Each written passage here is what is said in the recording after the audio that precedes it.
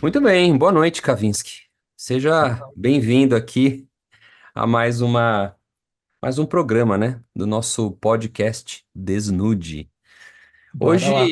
Vamos embora. Hoje o nosso assunto é aquele assunto que eu chamo de podcast de metrô, né? Dá pra gente discutir, falar de coisas muito bacanas entre uma estação e outra.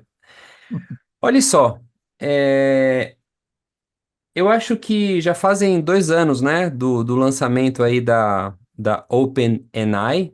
A gente está nesse frisson, né, nessa loucura desvairada de inteligência artificial. Fazem, creio que 2 anos, né? Depois você pode Isso. confirmar aí. Vou É isso fazer, mesmo, né? fazer a 2 anos. correção. A OpenAI tem uns 10 anos já, tá? O ChatGPT 3, que foi o primeiro lançamento deles público, fazem 2 anos agora, né? Que fez todo esse Muito. estardalhaço no mercado. É engraçado, né? Para nós, consumidores e marketólogos mais convencionais, né? Da época mais clássica, parece que a inteligência artificial surgiu só nos últimos 2 anos, né? Mas você tem um ponto importante aqui, né? A gente já fala de machine learning, já fala de muitas coisas há mais de 10 anos. Pois bem, por que que eu estou trazendo esse assunto à tona aqui? Tá circulando na, nas redes sociais, aí, na web de uma forma geral, eu acho que inclusive, né, decorrente desse aniversário aí de 2 anos do Chat GPT, uma entrevista, né, do fundador da OpenAI, o Sam Altman, falando aí da próxima etapa, né, da próxima fase da inteligência artificial, que tem correlação com tomada de decisão e situações que, nas palavras dele, estão mais próximas do ser humano, né? Ou seja, as decisões tomadas, né? Ou pelo menos os resultados que serão trazidos, não só pela AI generativa, mas também por esse novo layer, são resultados com, vamos chamar assim, com um viés muito mais proprietário, muito mais característico de uma tomada de decisão de um ser humano. Pois bem, então tá todo mundo aí divulgando no LinkedIn, né? A nossa rede social aí, né? A nova purpurina do mercado. E aí me caiu uma ficha, trazendo inclusive a era do boom da internet, que é a seguinte, e eu te trouxe aqui para você me contrapor ou para você me endossar e falar, não, pô, é isso mesmo, né? Eu tô com uma sensação que é a seguinte, é, existem algumas empresas, assim como nós tivemos o período da startup, mas especificamente agora, nesses últimos 2 anos, que estão ganhando uma grana, meu caro, uma grana bilionária. Quando eu digo ganhando dinheiro, é input de investimento através de fundos, através de inúmeras outras situações. Pois bem. E toda essa grana, vamos lá, assim, todo esse investimento, né?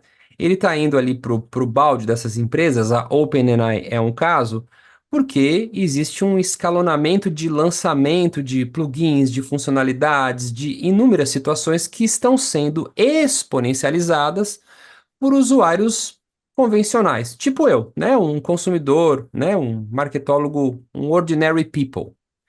Então a gente tem aí muito entretenimento, né? Venhamos e convenhamos, né? Quando a gente pega desde o Midjourney, a gente pega as plataformas novas de vídeo, até o próprio Chat GPT, grande parte do que tem sido divulgado, do meu ponto de vista, me parece entretenimento. Não que esse entretenimento não faça parte desse processo, né? A internet foi assim, né? Nós aqui, o consumidor final, a gente acaba se divertindo, a gente acaba criando meme, criando filme, criando inúmeras situações, divulgando isso quase como uma alavancagem de negócio, né? A gente tinha esse processo em empresas exponenciais, né? O Uber foi assim, a gente alavancava o negócio, o próprio usuário alavanca o business. Então a gente tem esse momento onde grande parte da notoriedade, né, da inteligência artificial, ela está sendo exponencializada pelos próprios usuários, né?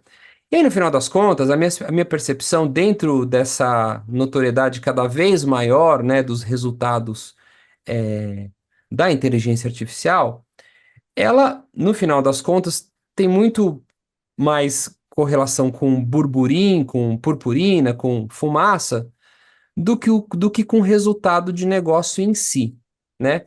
Mas, de novo, eu acho que isso é uma percepção minha, por isso que eu quis até trazer você aqui para me contrapor.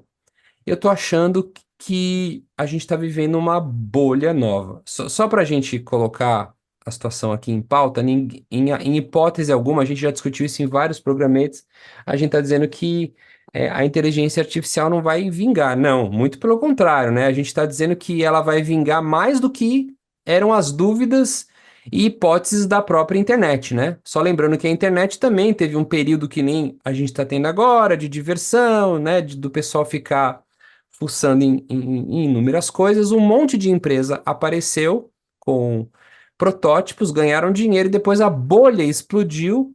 Nós demos 10, 15, 20 passos atrás e a internet aí sim se consolidou com muito mais maturidade correlacionada com o modelo de negócio e assim por diante.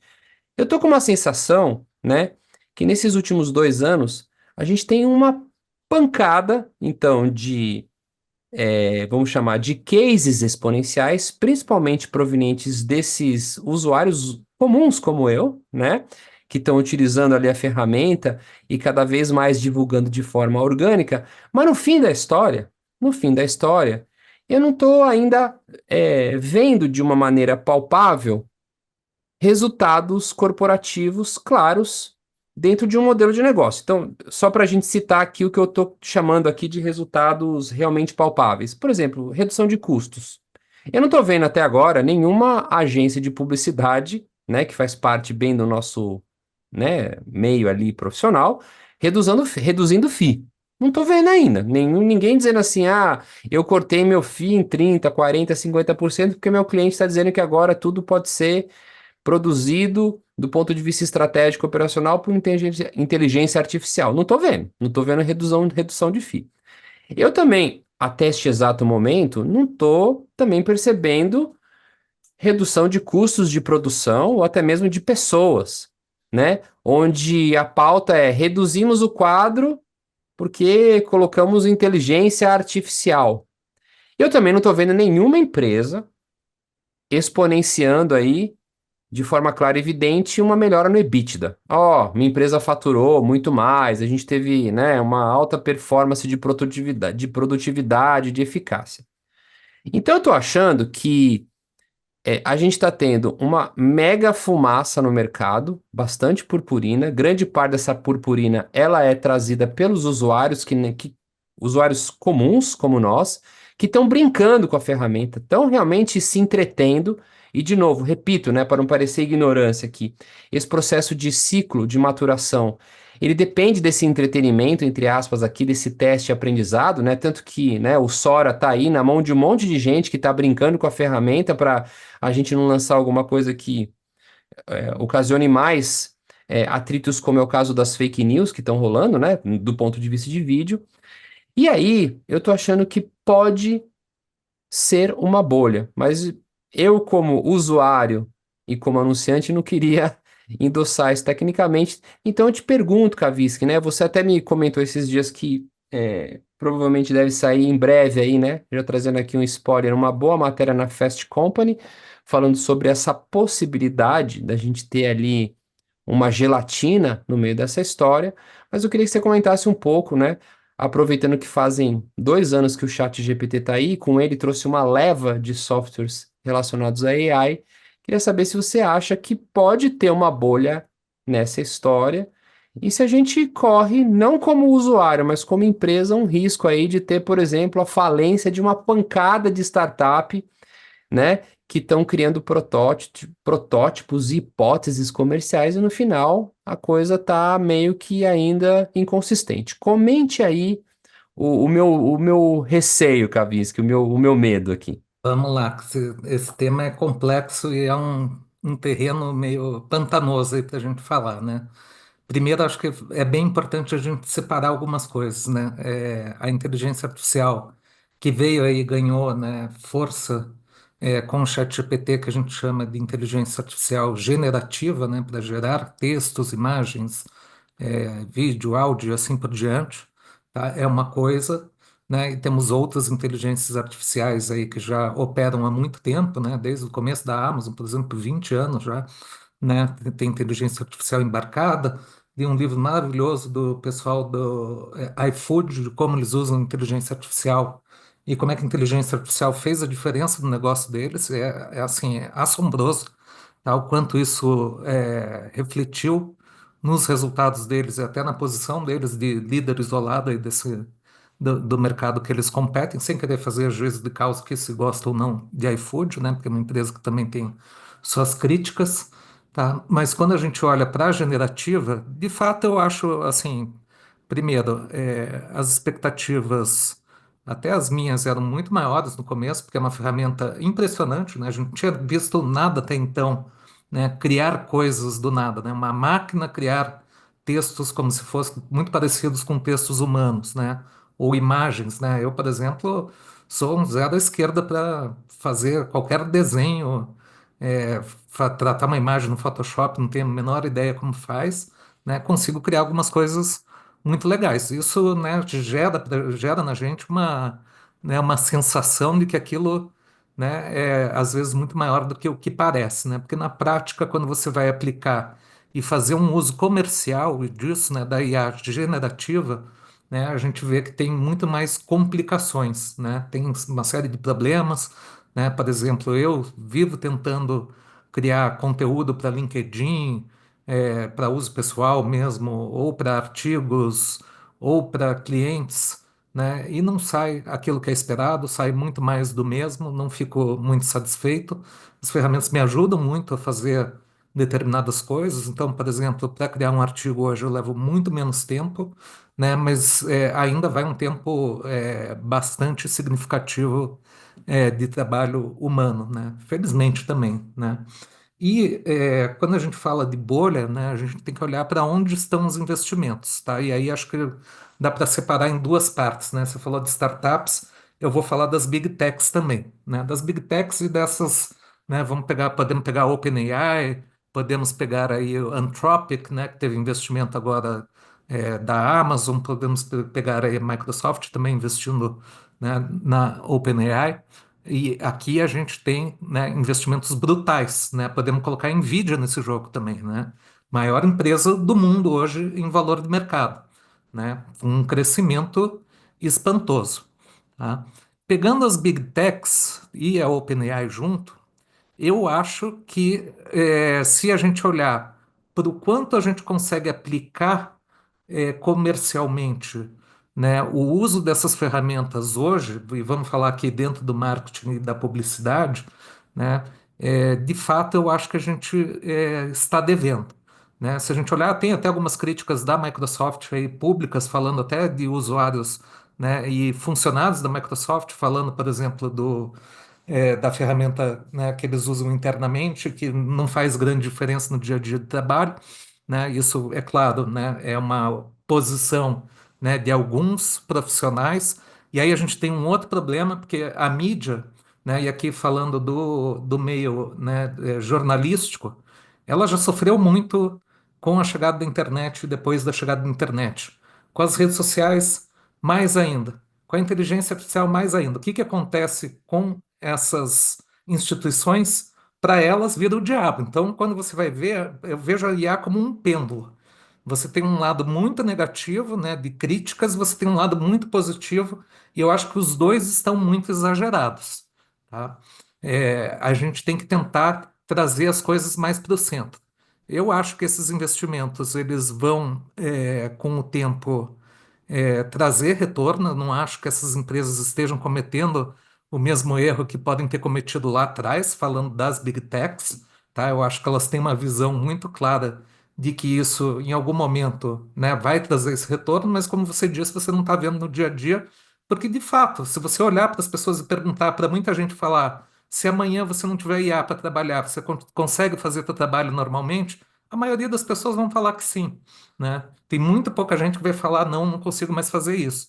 Né? A gente não consegue falar isso da internet, né? Você consegue fazer o seu trabalho sem internet amanhã? Não. Não consegue nem viver mais sem internet amanhã, né? Então é um momento muito embrionário ainda, tá? Para as big techs, elas têm caixa para isso, né? Então elas conseguem manter ali uma consistência, fazer os investimentos. A Nvidia está surfando uma onda enorme, porque você, para rodar essas ferramentas, precisa substituir toda a parte de hardware, e é isso que eles estão fazendo, então está criando uma nova. Pensa, todo o hardware que tinha, né, para rodar qualquer coisa, agora todo mundo tem que fazer um novo hardware para rodar na inteligência artificial. E aí agora tem outros, né, que tanto Microsoft como outras vão começar a competir. Por um outro lado, eu já concluo essa parte aqui para você fazer suas observações. As startups depende muito, tá? Tem muita startup fazendo uma casca, uma concha. Eles vão lá, plugam um modelo, põem uma interface para você, né?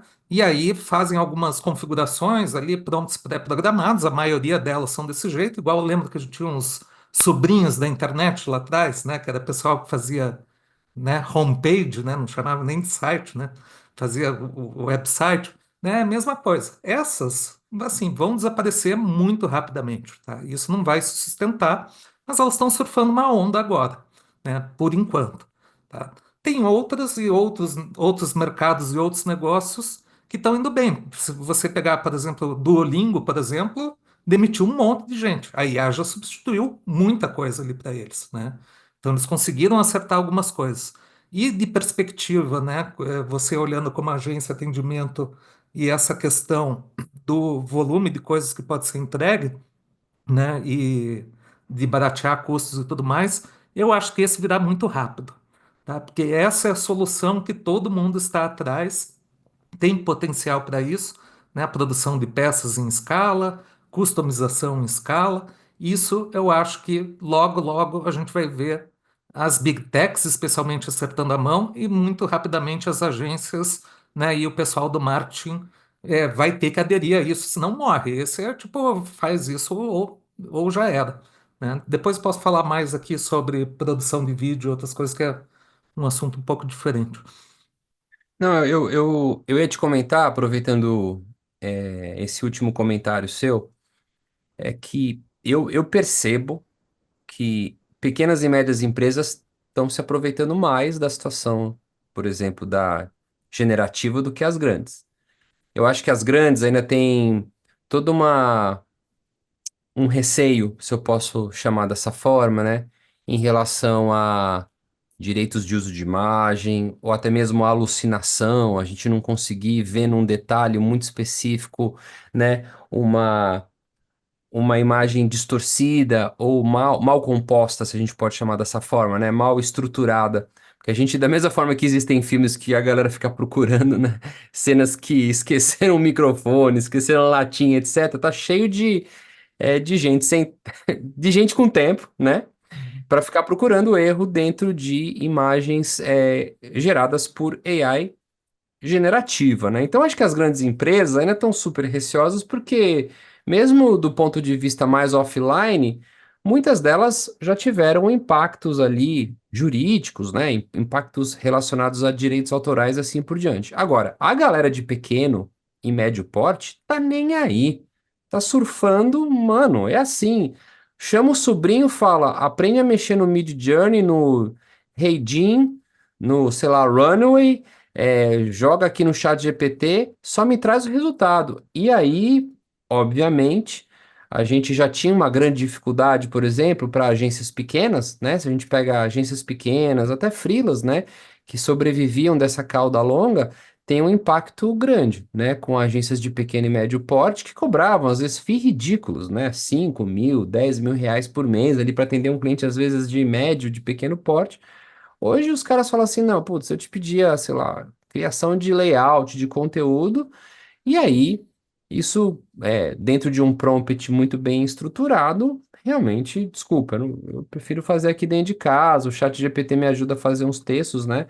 Vira uma puta pastelaria, o copyright já era uma mega pastelaria, agora virou muito mais, né? Eu acho que ainda dentro quando eu trago aqui à tona essa história de ganhos, né, e redução de custos, eu tô trazendo mainstream para nossa conversa, né? Realmente a galera que gira o mercado. Mas eu queria aproveitar que você falou das Big Techs e eu, dentro do contexto resultado, você acha que o chat GPT, por exemplo, vai substituir o search do Google? Porque eu vejo muita gente dizendo que não está mais usando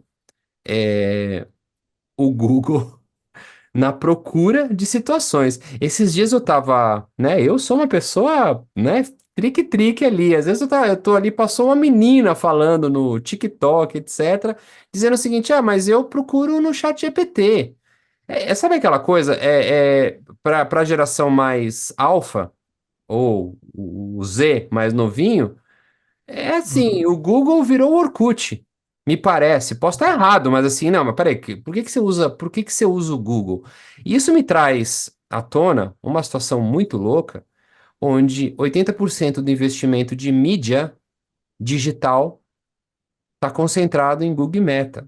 Só que na hora que você pega o Z e o Alpha, a galera tá começando a fazer busca no TikTok, que eu acho que daqui a pouco tem um phase out, né? Não me parece sustentável. A gente tem várias situações aí, né? Tá tendo até país com regulamentação em relação ao acesso de rede Canadá social, né? pariu, né? Bicho, o bicho tá pegando. Isso vale até um, né? Uma edição do nosso programa só para falar dessas porradas jurídicas e desses top-downs estatais que vão vir, governamentais, para reduzir acesso dessa garotada, que é a grande audiência, por exemplo, do TikTok, tá? Mas, Uhum, voltando ao assunto, né, eu ouvi vários jovens, né, dizendo, por que que você usa o Google? E a grana tá lá ainda. Em algum uhum, momento, a gente pode ter um shift. A gente pode ter uma situação onde, cara, dinheiro sai daqui e é colocado ali, né? Como aconteceu em inúmeras situações. Você acha? Eu acho que vai rolar um negócio desse. Em algum momento o chat GPT vai falar, putz, agora vamos abrir aqui uma pauta, né, de publicidade uhum. programática e vamos ver o que Já, dá. Hoje não, mas já estão fazendo, tá? já estão fazendo. Ou Já estão seja, fazendo. na velocidade que nós estamos, vamos chamar o seguinte, né? Em 2 anos a gente chegou nessa discussão muito louca aqui, né? Em 2 anos a gente vai em festival, a gente já passou por pauta de vai acabar o emprego no lugar XYZ. Mas eu tô achando que daqui poucos meses a gente vai estar fazendo um programa aqui falando justamente da migração da grana do search e da Meta para AI. É muito doido isso aí, não é? Eu acho que vai rolar. Ô, Cavinci, o que você pensa dessa Vamos outra lá. situação aí? Vamos olhar para onde está o dinheiro primeiro, né? Onde ainda está o dinheiro.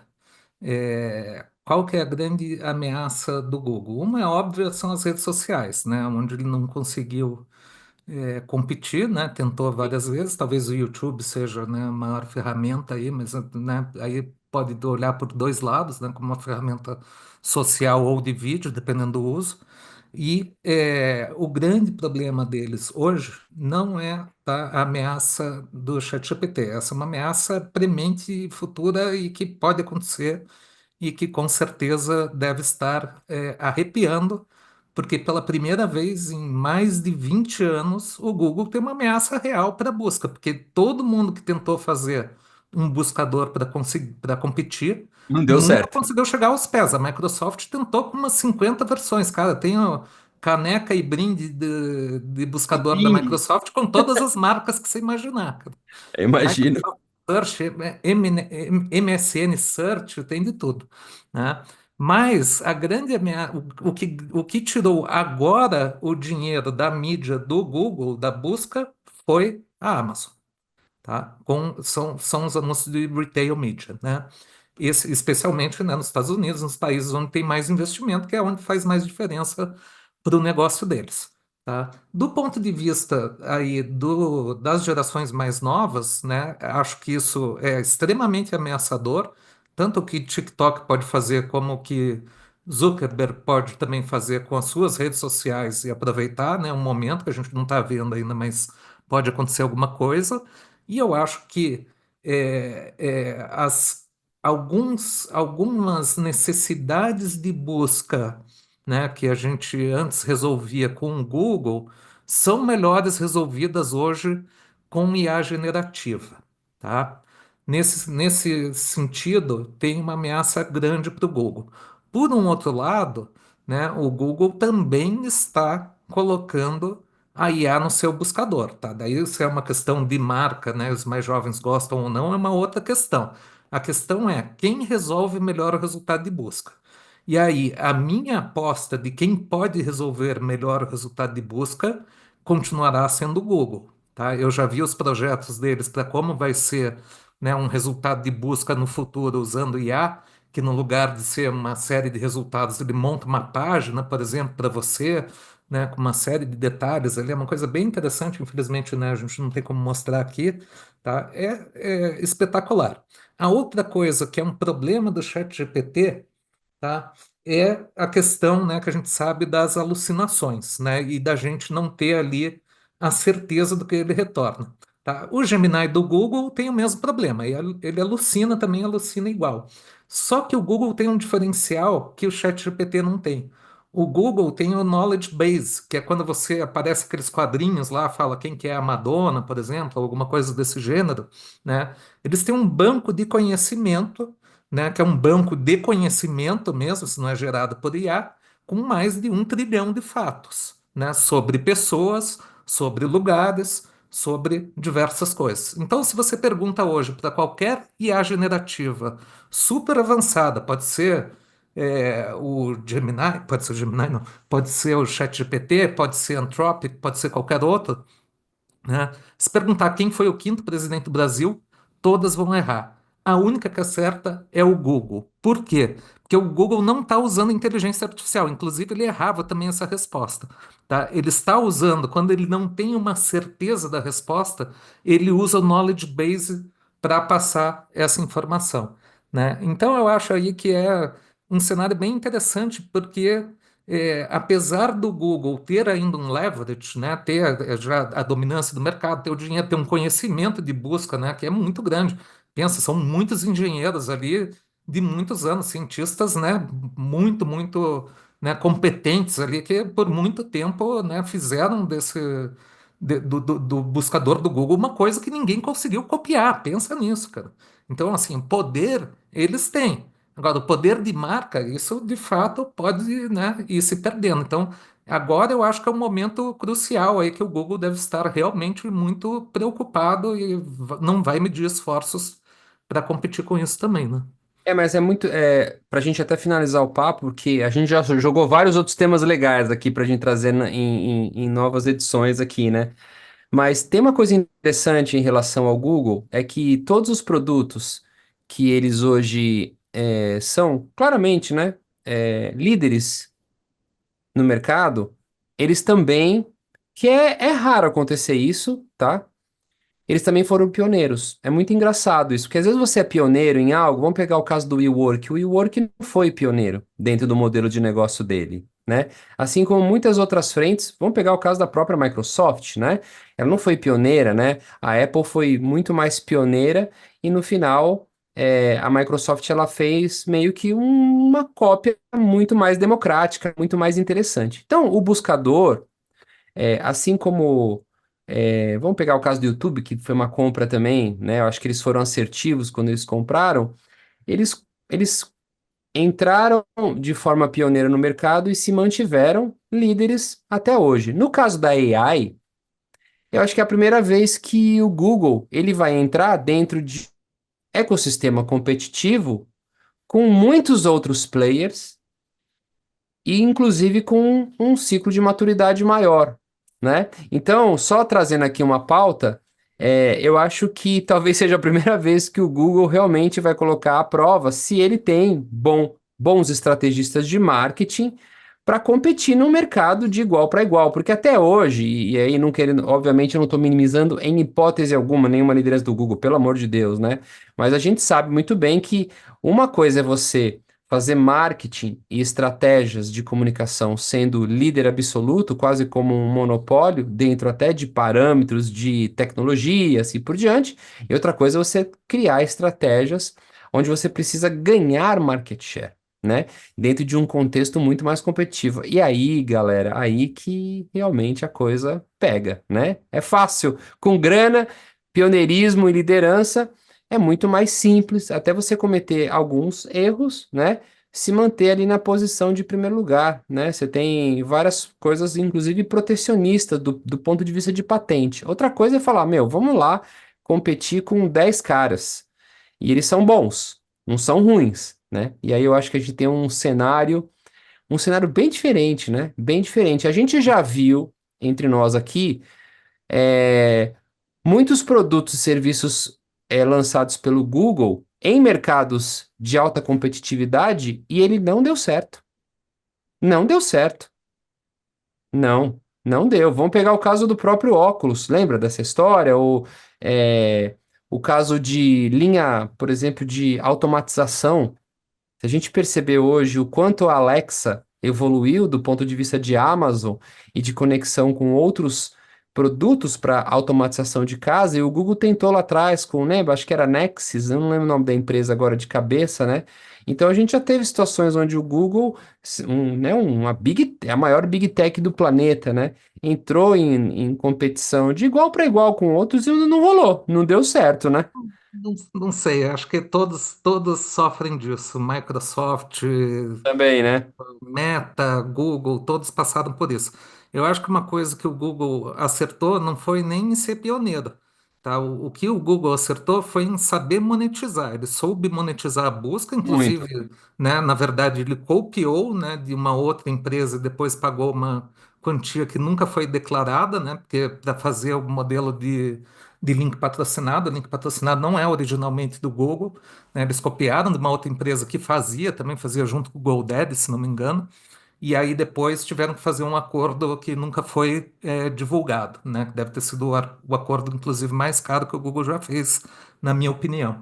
Depois o YouTube, quando eles compraram, era um poço de gastar dinheiro, né? Eles já tinham daí uma fórmula, né, para fazer isso funcionar. E depois vai vivendo de apostas, né? A Microsoft faz isso também. Meta faz produto e erra também. Não teve agora produto novo do Meta, que nem lembro mais o nome. Tem vários, se a gente pegar na história ali que eles vão E lançando. o Threads. próprio Vision Threads, não é Pro, isso? tem vários, né? Por assim, a coisa do óculos, eu acho que eu acho que agora a Meta tá acertando muito com a história do Ray-Ban, né? Uhum. Que é um pouco mais normal, né? Porque quando o óculos, por exemplo, além de todas as funcionalidades que o Pro Vision tem, por exemplo, da Apple, né? Venhamos e convenhamos, não dá para ser uma ferramenta útil do dia a dia, porque você não vai ficar, parece você tá andando com uma roupa espacial no meio da rua. E tem muita gente que, ok, tá para isso aí. Comparando coisas diferentes, eu acho, né? O óculos do Google foi muito embrionário, estava dentro lá do lab deles, né? De onde eles faziam experiências, depois eles testaram isso no mercado, não funcionou e tudo bem. O problema é quando você coloca muito dinheiro, né, numa ferramenta e agora vai ter essa competição, né? Porque é Microsoft, Amazon, Meta e Google competindo, né, pela Igual para hegemonia igual. aqui da inteligência artificial. Isso é uma coisa interessante, porque é um mercado nivelado, está começando Sim. todo mundo de uma base praticamente igual, né? Ninguém tem um leverage aqui gigantesco para falar, tipo, descobrimos que agora vão começar a surgir as descobertas. Daí eu acho que vale a gente fazer a comparação com a internet. Eu acho que a gente não vai viver uma bolha como a da internet, eu acho que vai ter um efeito bolha, assim, não vai ser tão, assim, estrondoso o negócio, vai ter muita gente que vai patinar nessa, né? Mesmo Big Techs talvez percam algum dinheiro em algum momento, né? Uhum. Mas vai vingar de alguma forma. Agora, quem é que vai ter hegemonia disso e onde é o que a gente vai descobrir. Muito bom. Kaviski, excelente o bate-papo aqui, né? Passamos mais do que algumas estações do metrô aí.